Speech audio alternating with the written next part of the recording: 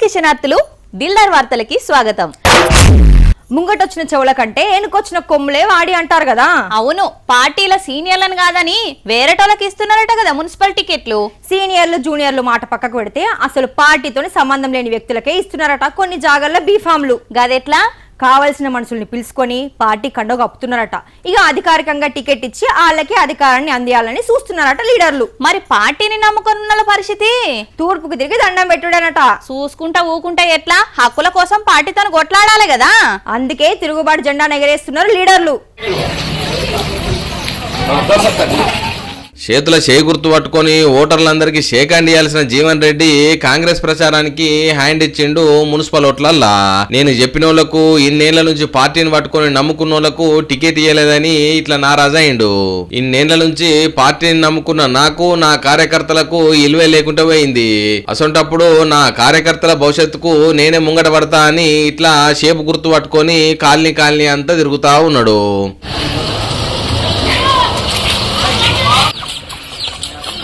తల్లి మీరు సోనియమ్మ తల్లి నమ్ముకున్నాం, రాహుల్ గాంధీ నమ్ముకున్నాం, ఈ దొరలు నమ్ముకోలే.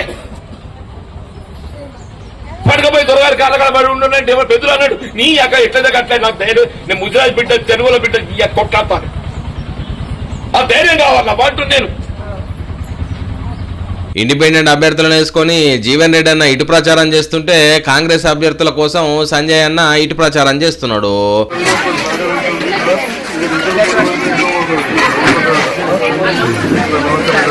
సొంత పార్టీ నిలబెట్టిన అభ్యర్థులకు కాకుండా ఇండిపెండెంట్ల కోసం తిరుగుతున్నావంటే మీ గుర్తోళ్ళు నిన్ను పార్టీ వ్యతిరేక కార్యకలాపాల కింద పక్కకు పెట్టజి కన్నో.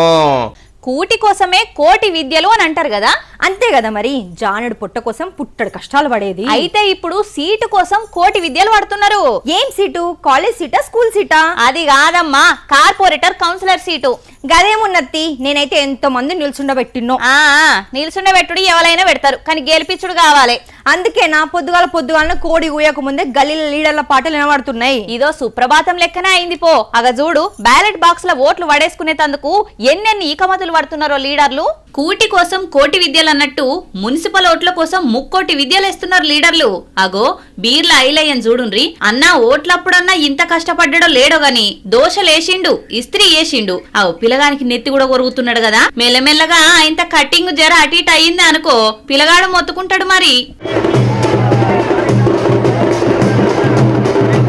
ఓట్ల కోసం అభ్యర్థులు ఛాయలు పెడుతున్నారు, ముసలలతోని ముచ్చట్లు పెడుతున్నారు, కుండలు చేస్తున్నారు, ముక్కలు కొడుతున్నారు, బజ్జీలు కూడా దేవుతున్నారు. ఇక గీ అన్న అయితే ఏకంగా ఎవ్వరు చెయ్యనట్టు మోకాళ్ళ మీద ప్రచారం చేసిండు. జై శ్రీరామ్, జై శ్రీరామ్, జై శ్రీరామ్, జై శ్రీరామ్, జై శ్రీరామ్, జై శ్రీరామ్, భారత్ మాతా కీ జై, భారత్ మాతా కీ జై. అగో పాత బస్తీ పతంగి పార్టీ అసద్ భాయ్ అన్న పార్టీ కూడా నిజామాబాద్ లా నిర్మల్లో పోటీ చేస్తున్నది. ఇక మంత్రి పొన్నమన్న అయితే ప్రచారంలో మామూలు జోరు చూపెడతలేడు.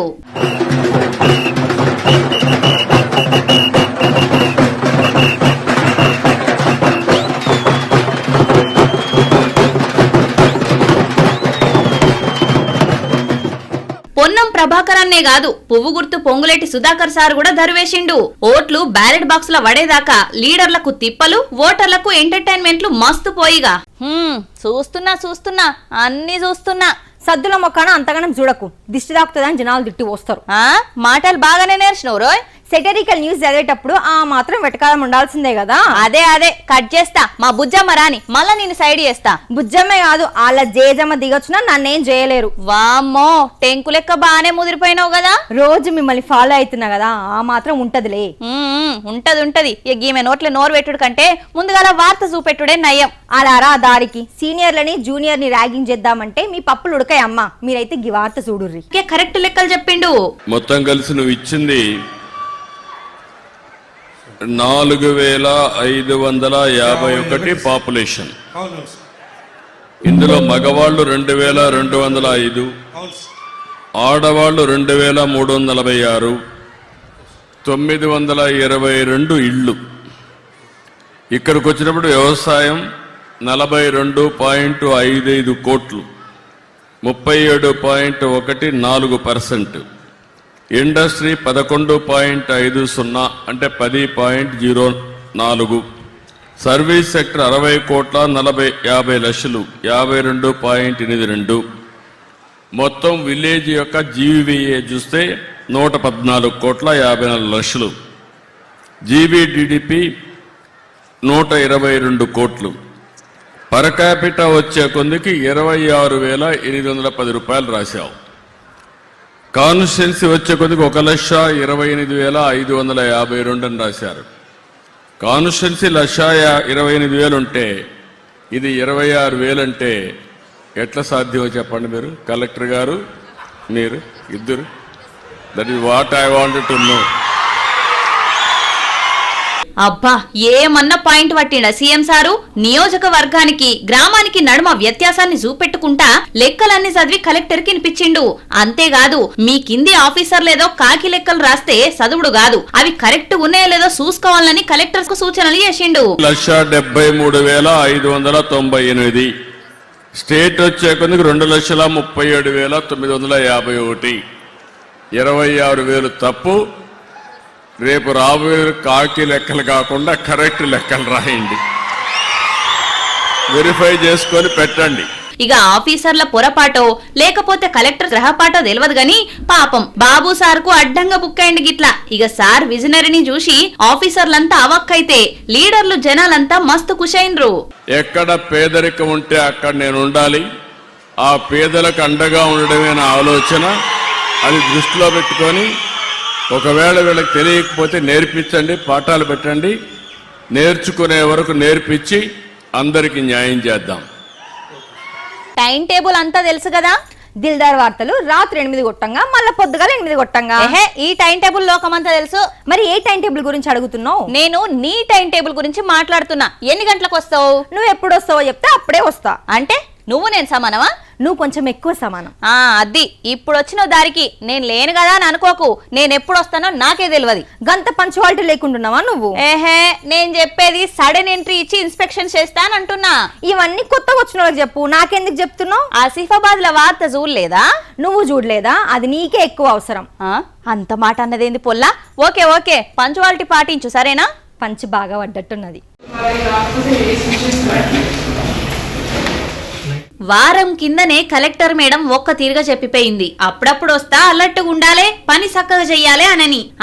అన్నంత మాత్రాన వస్తుందా మేడం అని అనుకున్నట్టుకున్నారు. పోతనే వరండాల లైట్లు చూసింది. పట్టపగలేమిటికేసినట్టు అనుకుంటా. బయట కారిడార్లో లైట్లు ఉన్నాయి కదా, మరి ఇది మీరు కట్టేది కాదు కాబట్టి పట్టించుకోరు. కనీసం కారిడార్ల లైట్లు కూడా బంద్ పెట్టుకోరా అన్నయ్య? మీ ఇంట్లో గిట్లనే వేసుకుంటారా? అంటే మీరు కట్టరు కాబట్టి కరెంటు బిల్లు పట్టించుకోరన్నట్టు అని అటెండర్లతోటి మొదలు పెట్టింది.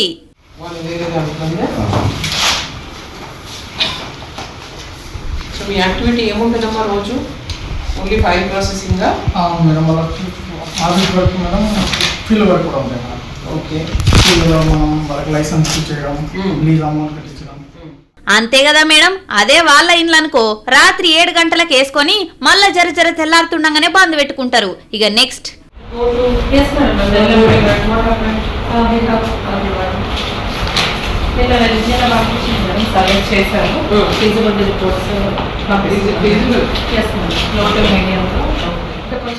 వారిని సొంత బిజినెస్ అయితే మన బదులు ఎవరినన్నా అసిస్టెంట్ ను పెట్టుకుంటారు. ఈయనెవలో కొలువుకు కూడా జీతగాన్ని పెట్టుకున్నాడట. ఆయన బదులు పనిచేస్తాడు, జీతంలో షేర్ చేసుకుంటారట. మరి ఇట్లా ఎన్నేళ్ల నుంచి నడిపిస్తున్నాడో ఇవాళ పట్టుబడ్డాడు. రెగ్యులర్ మరి అట్లయితే ఉద్యోగం ఉంటుంది కదా, చెప్పు మరి అప్లికేషన్. కాకపోతే మరి ఆ ఉద్యోగం మీద ఇక్కడ ఎవరున్నారో ఆయన పేరు మీద పర్మనెంట్ చేసేస్తాం. ఈవెన్ డీటెయిల్స్ అది నేను కదా ఇక్కడ ఉన్నాయని వస్తాను. చెప్పండి మీదైతే మనకి అసలు ఎంప్లాయీని ఊడవికి అసిస్టెంట్ నే అపాయింట్ చేస్తా చెప్పుండ్రి అని వార్నింగ్ ఇచ్చింది. రిజిస్టర్ల సంతకాలే కదా మేడం, వారానికో నెలకో ఓసారి పెట్టిపోతారు. ఎవరు చూడొస్తారు అని అనుకున్నట్టుగా ఉన్నారు. గిట్ల మీరు సడన్ లో వస్తారని అనుకోలేదు కావచ్చు. అప్పుడప్పుడు గిట్ల వచ్చిండ్రు అనుకో హద్దులుంటారు, భయం కొద్ది పని చేసుకుంటారు. అయినా ఈ రోజుల్లా అన్ని చోట్ల ముఖం చూపించి హాజరేసుకుంటే ఒక్క సర్కార్ ఆఫీసర్లకే గింత మంచి అవకాశం ఇచ్చిండ్రు. మరి దాన్ని వాడుకోరా? ఇక అంత స్ట్రిక్ట్ చేస్తే సర్కార్ కొలువులకు గింత డిమాండ్ ఎందుకుంటది గాని ఓ ఆసిఫాబాద్ ఆఫీసర్లు కలెక్టర్ హరిత మేడం ఎంట్రీలు చూస్తున్నారు కదా, ఇప్పటికైనా చక్కగా చేసుకొని కొలువులు.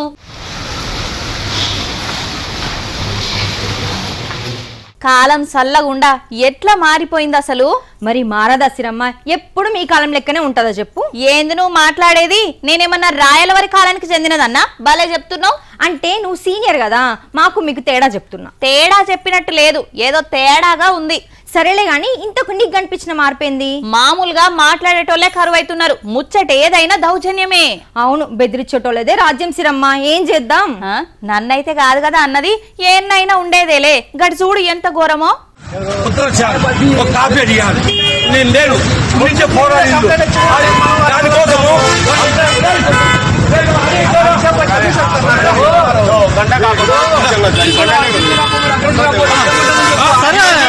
పడ్డాడా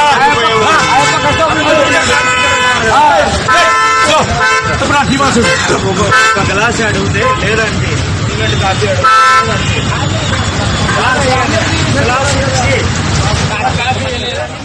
పిచ్చుక మీద బ్రహ్మాస్త్రం వేసినట్టు ఏదో షాయ దుకాణం నడుపుకునేటోళ్ళ మీద గిల దౌర్జన్యం చూడుండ్రి. కడప జిల్లా ప్రొద్దుటూర్లో ఓ హోటల్ కు మున్సిపల్ సిటీ ప్లానర్ వాళ్ళ దోస్తును వెనకమెట్టు పెట్టుకొని వచ్చిండట. ఇక 1/2 కాఫీ ఇవ్వమన్నారట వెయిటర్ ను. మా హోటల్లా 1 కప్పుల 2 కప్పులు వంచుడు కుదరది అని అన్నాడట. ఇక లేదన్నప్పుడు 2 కాఫీలు తెచ్చుకోవచ్చుగా, కక్కుర్తి కాకపోతే. ఇక వెయిటర్ అట్లా చెప్పిండో లేదో అంతే. నేను కాఫీ అడిగితే లేదంటవా, ఉండు మీ సంగతి చెప్తా అని మున్సిపల్ సిబ్బందికి చెప్పి జేసీబీ తెప్పించి మీ హోటల్ ఆక్రమించి కట్టినావు, ముందు పాటు మొత్తం కూలగొట్టు అని అన్నాడట. అందరినీ తీసాను తీసుకుంటారా నీకు వారి వారి కాదు బిల్డింగ్ బిల్డింగ్ నోటీస్ ఇచ్చినావా నువ్వు do you have any procedure to follow do you have any you don't know English you don't know rules follow గారు మీకు ఒక కాఫీ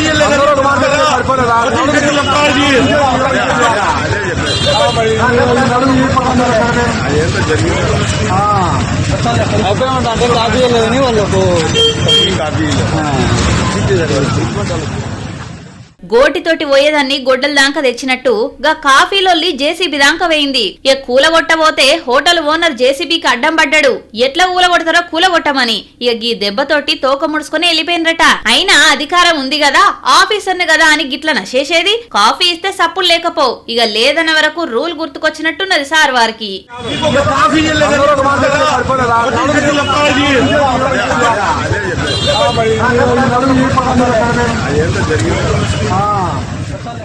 ఇవాళ ఇలాంటి దిల్దార్ వార్తలు మళ్ళా చెదిల్దార్ వార్తల్లా మళ్ళా కలుద్దాం.